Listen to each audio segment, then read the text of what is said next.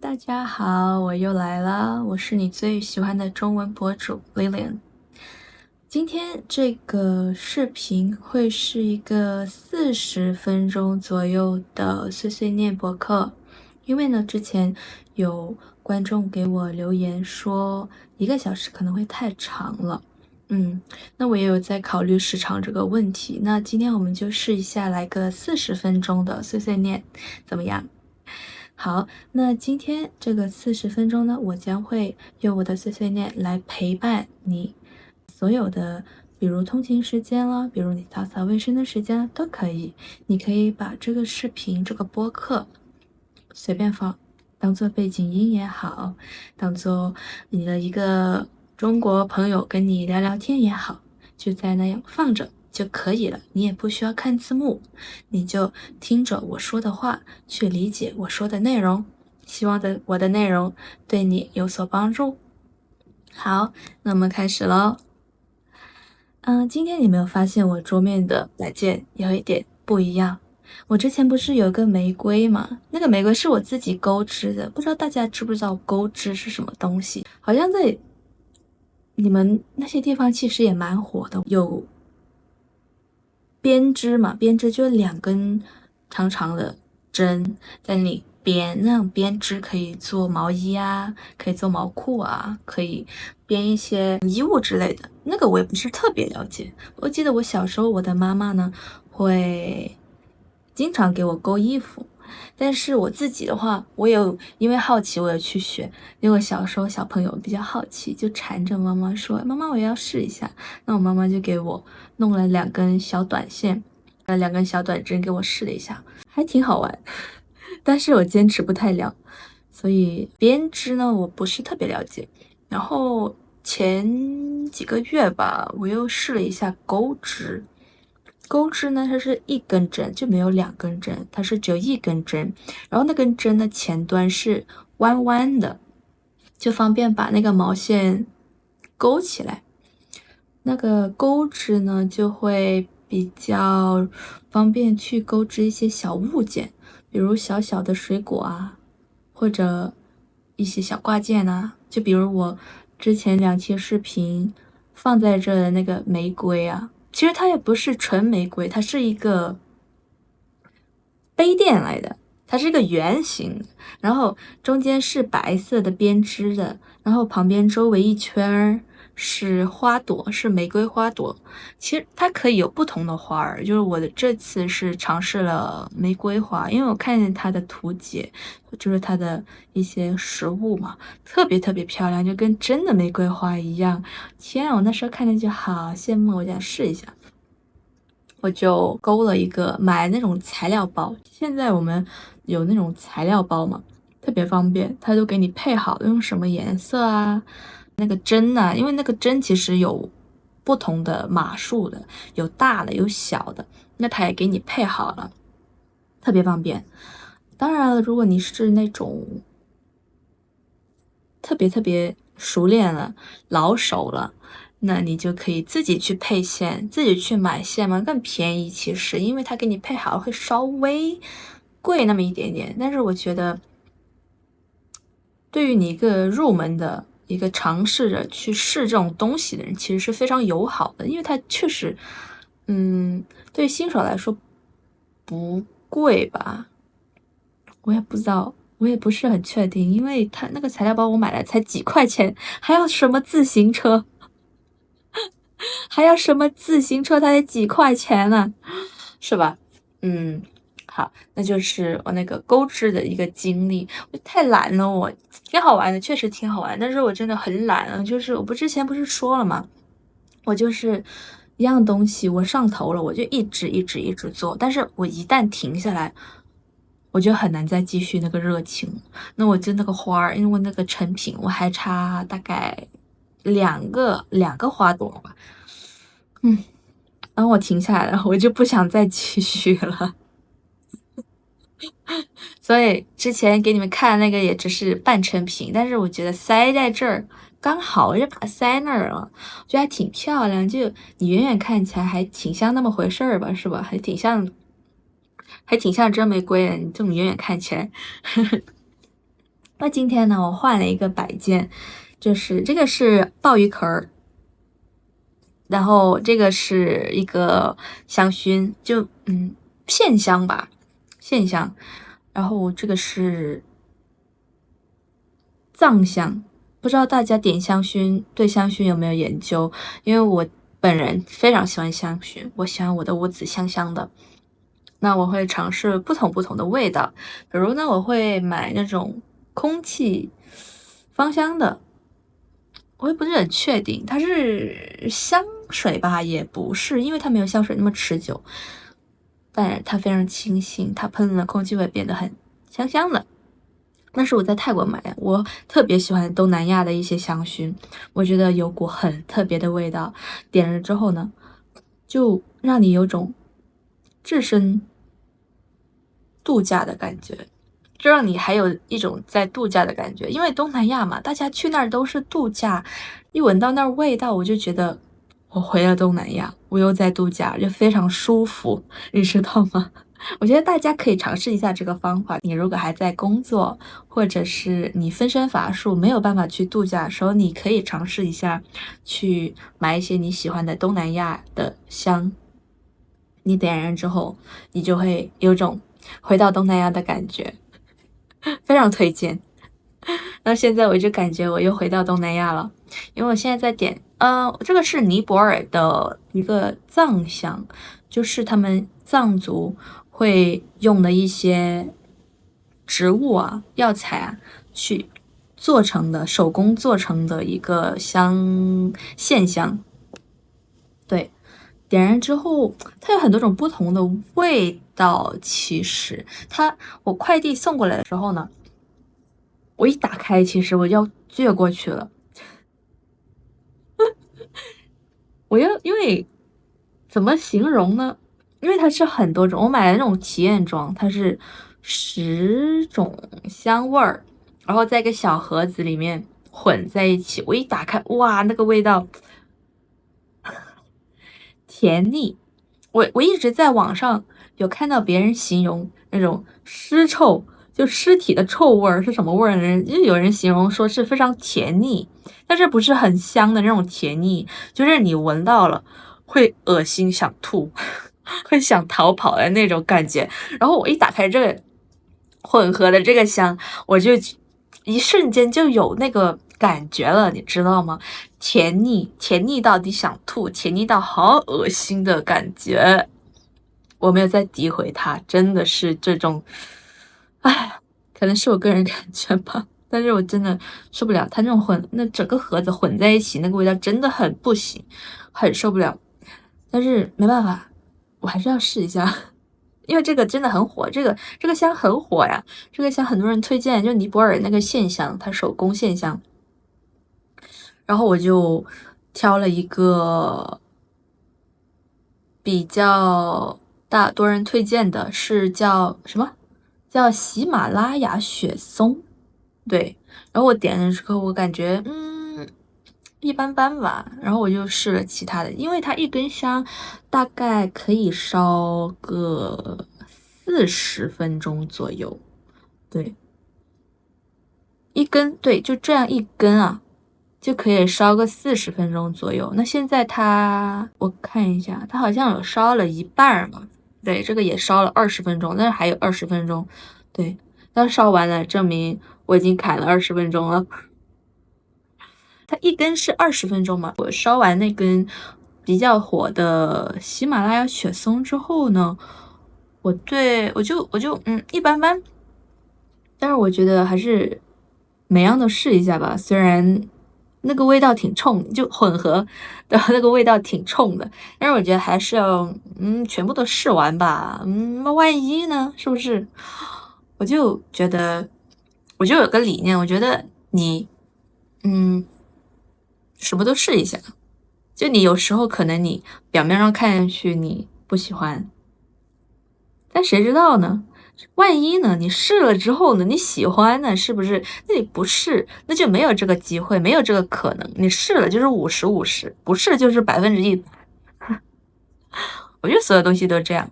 我以前不这样的，我以前小时候特别胆小，我就什么都不想试，什么都不敢做。比如我之前去法国，第一次去法国尝那个蜗牛，哈哈。毕竟你作为一个中国人，你听蜗牛就是那种爬行动物啊，好恶心啊，黏黏腻腻的是吧？你听着就觉得特别特别恶心。然后我第一次去的时候，跟我朋友嘛，就不敢，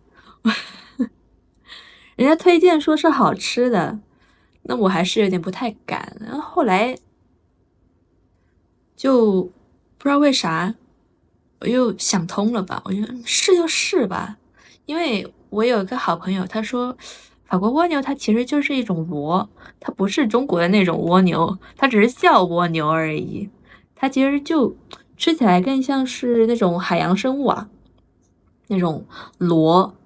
那我听了之后我就放心了，因为我住在海边，那就吃螺没什么大不了的，我就尝试了，哎，还行吧，没有说特别好吃，但是就克服了那个恐惧，你知道吗？让我感觉确实你做什么东西试了再说嘛，是吧？就除非啊，你是真的受不了什么蜘蛛、蚂蚁那种，算了。但是能试的，能真的可以尝试的，那就去尝试嘛，是不是？我很鼓励大家去尝试，尝试是件好事情。哦，还有我这个装饰品啊，这个是香薰嘛，对吧？这个这个小东西它是一个鲨鱼，那看不清样子，但是它是个很可爱的小鲨鱼，我就摆在这给大家看看，认识它。嗨，小鲨鱼。嗯，对。那今天呢？其实这2天吧，我都去游泳了。对，夏天嘛，当然就是水上运动啊，各种水上活动啊。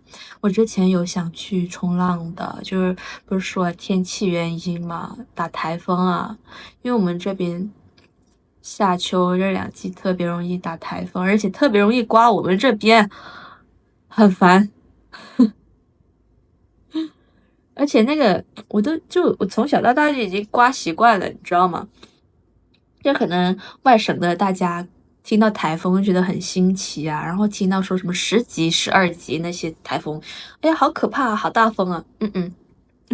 我从小到大刮习惯了，你不是15级以上的风，我一点都不害怕，我们家甚至还会出去买菜，就不是什么大不了的东西，就15级以下的风，不是什么大不了的东西啊，它掉了。还 OK 吧，这个一般般，还 OK，就不是我特别喜欢闻的。我这个香，我现在差不多都试完了10种，我还剩1种没有试过。那试了那么多种下来呢，呃，一个是金檀木，一个是乳香，就这2种吧。目前是只有这2种，我个人比较能接受的。因为它闻起来比较像那种寺庙的香味儿。你点燃了之后呢，感觉像是进了那种东南亚的寺庙，不是国内的寺庙，就是东南亚的感觉。反正一点就是东南亚，而且不会特别呛，不会特别浓郁。嗯，这2种哈，我个人感觉还 OK 的。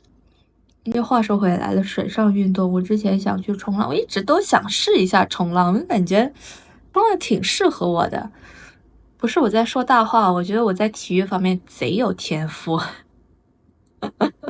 什么东西都很快很快就能上手，就还弄得像模像样的。比如之前我学网球，2节课，2节那种初学者的课，我就已经可以差不多和教练对啦10球吧，可以啊，我觉得我很厉害了，好吗？还有啥？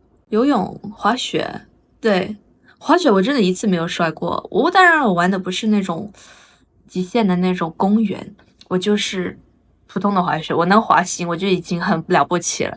那我滑行我没有摔过一次，真的。我肯定会有人说你不摔你怎么学习呀？失败乃成功之母呢，是不是？不要，我能不摔我干嘛要摔跤啊？那不是找虐吗？不要。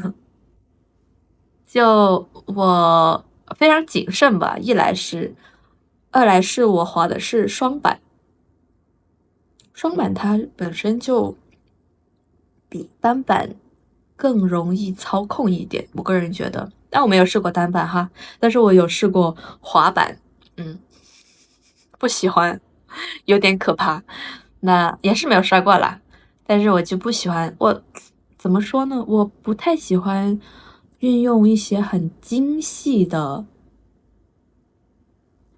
肌肉或者很精细的操作，比如哈，我试了溜冰，溜冰我不行，我真的不喜欢。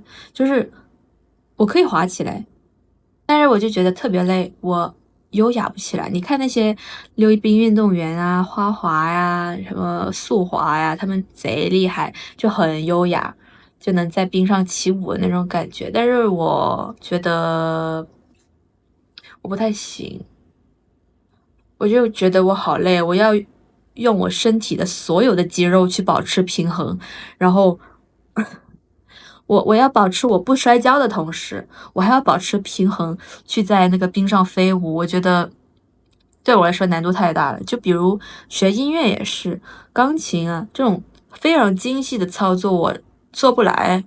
我我很喜欢钢琴那个声音，我也非常喜欢钢琴，嗯，很优雅。但是我试了之后，我可以做到，但是我不喜欢。我觉得费脑子，而且我手不长，我手特别特别短。别看我这样子，其实我手贼短，而且我手很小。我这个手就跟一个正常的男性比起来，我的手只有正常男性的一半吧，就非常小。所以钢琴不太适合我，但是我非常喜欢钢琴的声音和它的可塑性。你可以用钢琴来演奏任何的曲子，那就呃，但是我个人非常喜欢古典，就动词大词的那种。我听音乐我会特别喜欢有古典的这种音乐。那我去学了架子鼓，那架子鼓这种不需要特别精细的操作，你只需要在那个大大的鼓上面敲击，然后你找到节奏，就可以。那我喜欢这种，就我不需要运用我太多的脑子去控制我的肌肉，一定要敲击某一个键，这种我不喜欢。那架子鼓啊，哎，非常适合我，我也玩的非常好。那还就溜冰啊，溜冰我不行，真的不喜欢。那我只能羡慕那些玩的非常好的人了。那但是滑雪可以，我觉得可能是因为滑雪它那个板面比较大，我可以保持平衡，可以保持非常好的平衡的同时，我可以去操纵方向。那这点就是溜冰带给不了我的了，因为我有安全感啊，我不会害怕。我那个溜冰我真的好害怕呀，而且你在冰上危险摔倒是吧？你在雪上摔倒还好，就如果我速度不快的话，我在雪上摔倒还好，还行。就对啊，嗯，那但是呢，滑雪因为我在南方嘛，你滑雪一般都是在雪山呐、这些地方，要么你就在室内滑雪场嘛。那离我这儿最近的室内滑雪场，我要开车开个2个小时吧，特别不方便。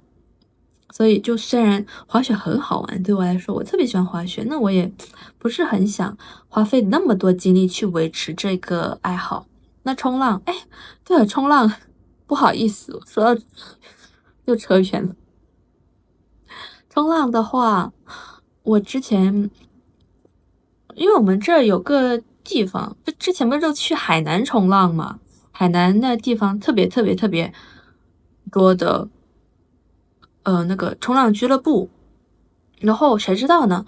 我发现好像大家都集体搬迁了，去了惠州。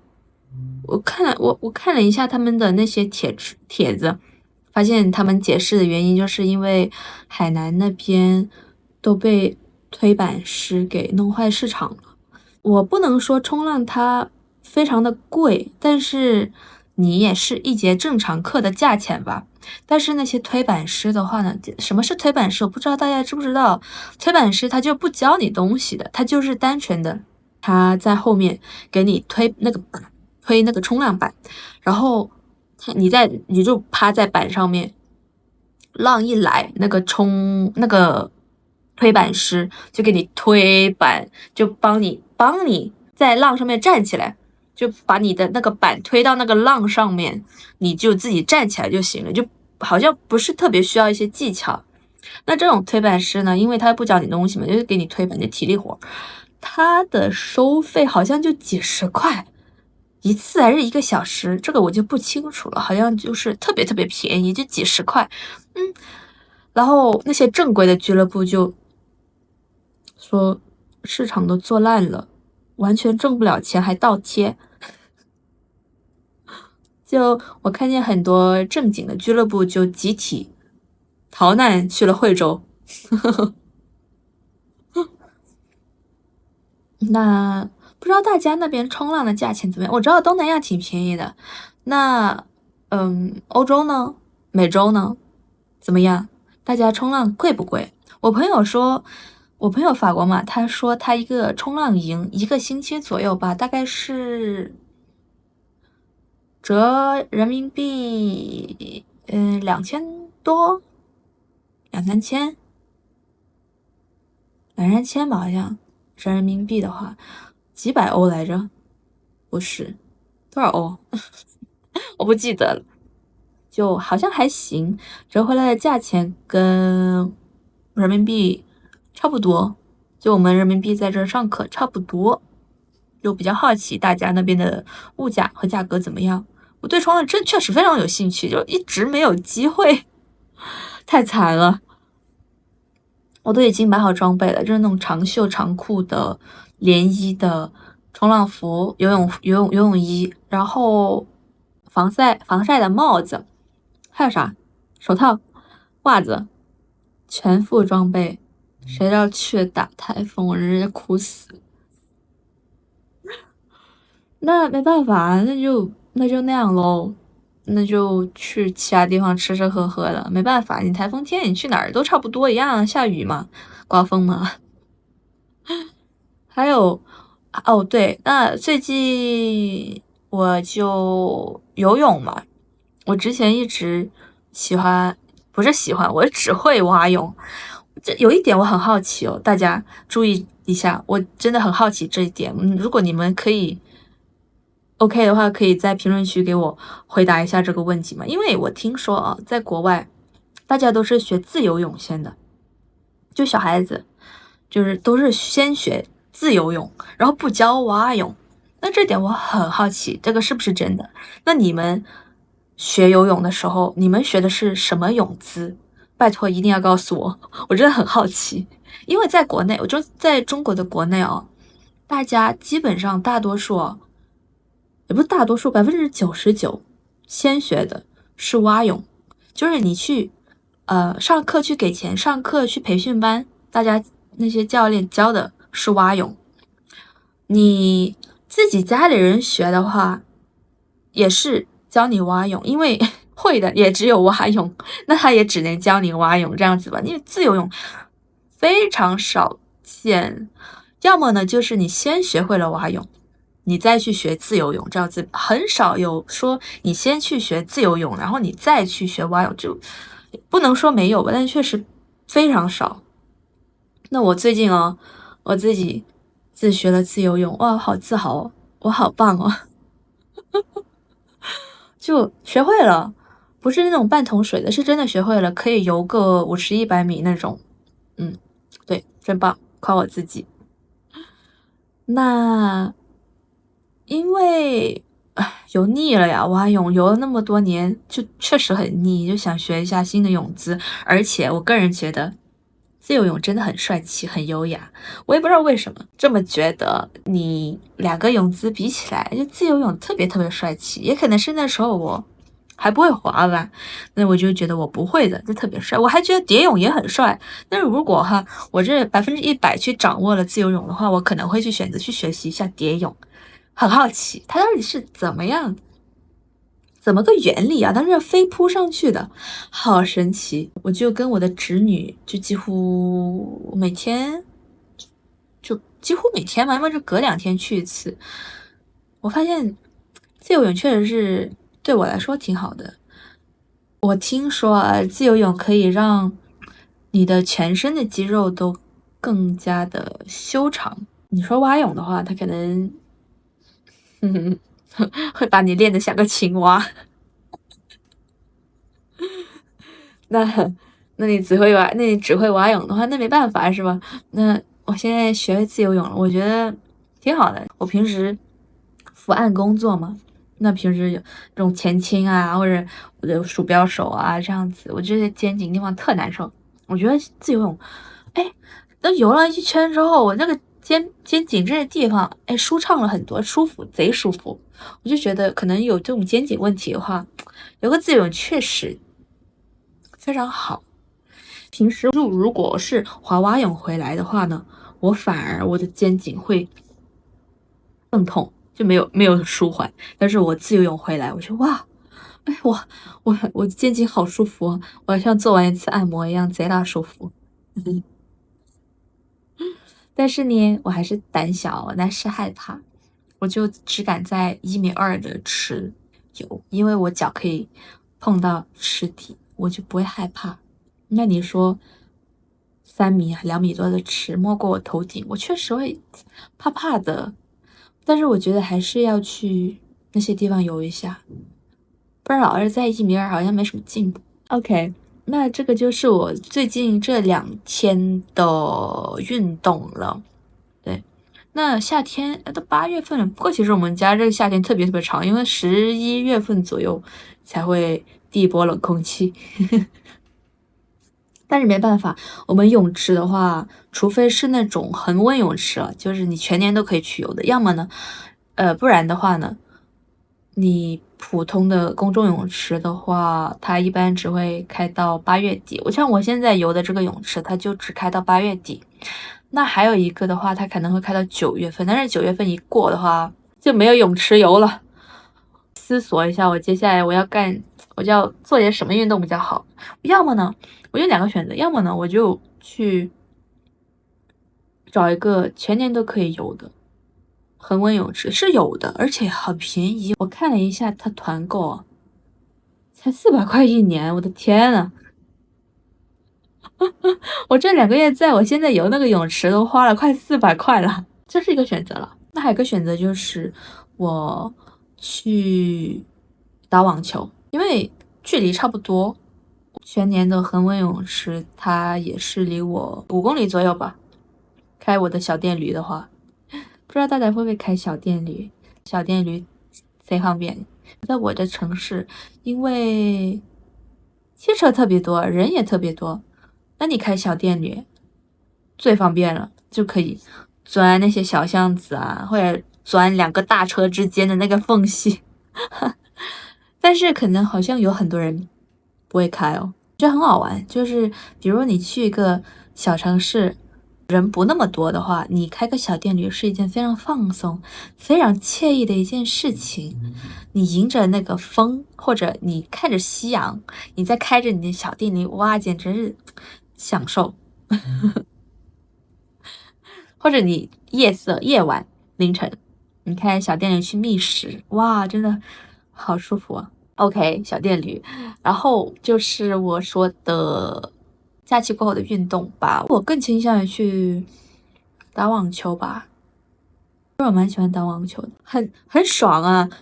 啪啪啪，像我侄女说，她是打羽毛球比较多，然后她试了一下网球，她跟我说，哇，网球好爽啊，非常解压，你个球又很重，那个拍又很重的，啪，每次啪啪啪又很用力的挥过去，好解压，好舒服啊！他这样子跟我说。那羽毛球的话太轻了，就相对来说没有网球那么的解压和可以发泄，因为你很用力的爬过去嘛。我感觉是一种发泄的方式。我可能我会选择我大概率会选择去打网球。我们这打网球还行，我们1对1的话200块钱1个小时，算便宜了。因为我看见那些大城市，现在上海吧，上海好像要300多都算便宜了，要400多块钱1节课1小时，我的天呐，这真的是贵族运动吗？不过虽然网球确实是贵族运动哈，但是我觉得哇，这太贵了吧！我的天呐，小城市有小城市的好，我只能那么说。当然了，可能教练没有那么好啊，但是也没关系，因为我的目标也不是什么做专业运动员，我就玩得起来就行了呀。做运动嘛，就开心啊，能玩起来那就够了。因为我也没有想着说什么做什么专业运动员，没必要啊，你就玩得开心，什么都是玩得开心就好了。你们的运动方面的花费，好像确实非常的不贵，甚至说便宜吧。听说啊，就这方面挺好的，可以给下一代去普及这些运动，去让小孩子有选择的余地，去选择说我喜欢这个运动，我不喜欢那个运动，至少他尝试了，他知道他喜欢这个，他不喜欢那个。那像我们国内的话，其实我觉得有些运动它的价格实在太过高昂了，就比如你说上海，他打网球，他要几百块钱1个小时，谁打得起啊？那如果是便宜，比如说我就100块钱1个小时，就有很多选择了呀。那可以很多小朋友去选择这项运动，去看自己喜不喜欢。那万一有好苗子呢？是不是？万一呢？我们现在国内都是自费。去自己去精进网球，郑钦文他就是自己付费，自己去请教练，自己去练习，自己去打比赛，就不像一些比较全民的运动，乒乓球啊，羽毛球这些比较普遍一点吧，比较全民化一点吧。虽然我也不喜欢打，我觉得有一点好老土啊，不好意思，我个人看法，我个人觉得打乒乓球和打羽毛球一般都是我们这儿体制内的一些人去打。体制内就是说我们的一些公务员，他比如在国企啊、机关单位工作的这些就是公务员，就是体制内人比较多的选择去打乒乓球和羽毛球，他会给我一种刻板印象，就是很老土。再说了，乒乓球它对我来说是一个很精细的运动。那球那么小，那板也那么小，那桌子也那么小，我要很控制我的肌肉去挥拍，去不打出界，不行，不是我的喜欢的类型。我突然想起来啊，贵族运动，网球确实是贵族运动的其中一个。大家知道4大贵族运动是哪几个吗？考考你们，快给我留言评论4大贵族运动，你们知道是哪项吗？一个是网球，一个是骑马，就马术，盛装舞步那种，不是野骑啊。对，说到骑马，我确实又很想骑马。骑马这个真的没办法，骑马这个真的是要花费特别多。你要去内蒙古，你要去新疆那些有大草原的地方去骑。因为我个人的话，我不喜欢盛装舞步，我更倾向于野骑吧，就是我能骑起来，我去享受这个大自然，我喜欢这种。那这种的话，野骑的话，你只能去内蒙，要么去新疆。那这2个都是离我特别远的地方，机票就已经是大头了。虽然我可以找到一些比较便宜的训练营吧，我看一下好像挺便宜的，一个星期才2000多吧，好像这个确实真的很便宜啊，好像是当地的牧民做的一个训练营。那但是机票贵啊，这个真的是我一直想去体验的一件事情。我可能等暑假过去之后，机票没那么贵的话，我可能真的会考虑一下。因为我之前暑假之前我就有考虑，我已经问好了，但是我有可能太懒了，还要打起精神来，就真的是试一下马术。野骑不是马术，我不喜欢马术。盛装舞步对我来说也是一个太精细化的东西了。那对，第2个就是贵族运动啊，马术、网球，还有一个是高尔夫。最后一个大家知道是什么吗？这个是我老是忘记的，真的老是忘记，我现在记得了。就是还有就是斯诺克，桌球的其中一种吧。斯诺克4大贵族运动。话说我桌球也打得不错，就能打起来，太厉害也没有。我觉得高尔夫太优雅了，不适合我。确实高尔夫我见都是有钱人去玩的一项运动哈，但是我不喜欢，我觉得太优雅了，不太适合我。我比较喜欢能够释放一下自己天性狂野一点的东西。我觉得高尔夫我看着它真的太优雅，我觉得束手束脚的，不是我的风格。好，对，这个就是我给大家介绍的我尝试过的运动，还有我了解的运动。还有啥？那大家有什么其他运动想试的，或者说你们非常擅长的运动，可以和我说一下，可以和我分享一下。就是我非常好奇，因为我真的很羡慕，我小时候我没有机会去接触这么多的运动。